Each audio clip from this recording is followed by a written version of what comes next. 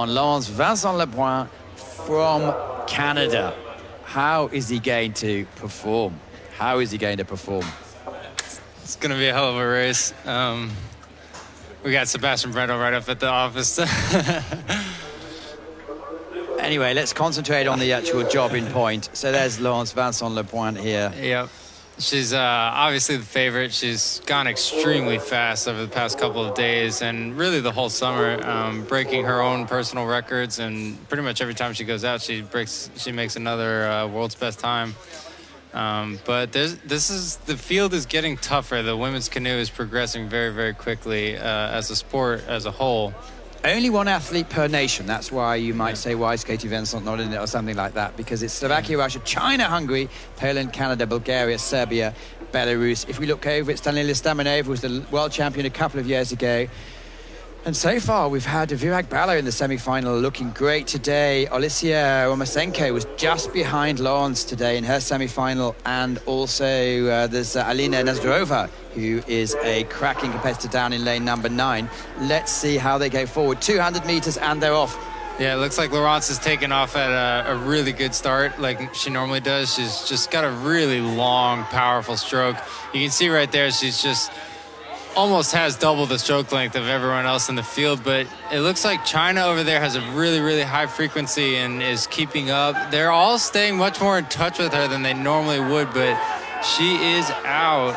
Liu Zhang is looking into Rozonezko. Sorry, it's Romasenko at the top of your pictures, also into it. Can Lance Vincent Lebrun keep the pressure off her back? She's looking lean, and Romasenko at the top of your picture, but coming into the last 50 meters, there's no doubt who's going to win this race. It is going. Oh, it's very close. It's going to be Lance Vincent Lebrun becomes the multiple world champion, with Romasenko coming second. Well, she's done it again under pressure. Yeah, that was a very competitive race. That's awesome to see women's canoe just improve and improve and improve, but Laurence is still showing she's at the top.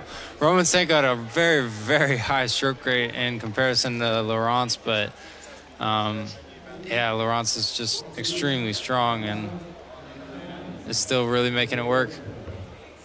You can see there she's just really putting tons of power down into the water and still staying pretty high. Her hand's not getting it going into the water, which slows you down a good bit because you're just too low to get the blade out quickly, but just a nice slow-mo over. Pretty nice looking boat with maple leaves all over it as well, representing Canada.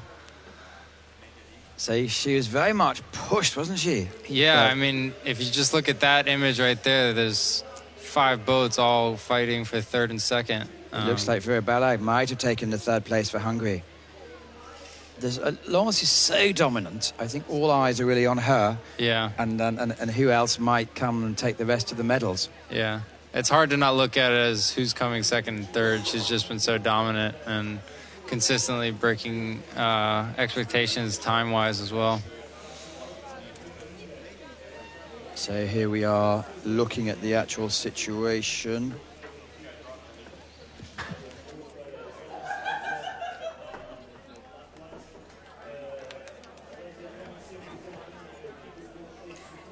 Just coming around, just in front of us is Lisa Carrington with some ice on her shoulders and her neck, just preparing for a race in a few minutes' time. So that's obviously something that they must have rehearsed. Kathleen Ryan also sitting there looking for the actual. These are sort of off-camera pictures, but they're really, everything is happy. And it's a great thing about you athletes, because I know Sebastian Brendel just ran over to you, Ian, and gave you a big high five, which is great to see, because he's obviously a great mate of yours, and it's good to see for all the athletes. But clearly at the moment, the main lady in the action is Lance Vincent Lebrun. Came in 2010 and won the first, and then she's won pretty much all of them. Had a hiccup a couple of years ago, but that's because she was a full-time student and everyone else was a full-time athlete.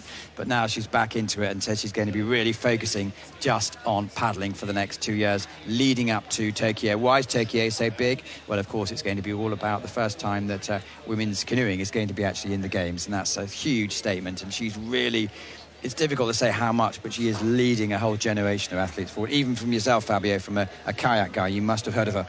Oh, absolutely. No way to don't hear from her. No, she's really she's the face of women canoeing, that's for sure.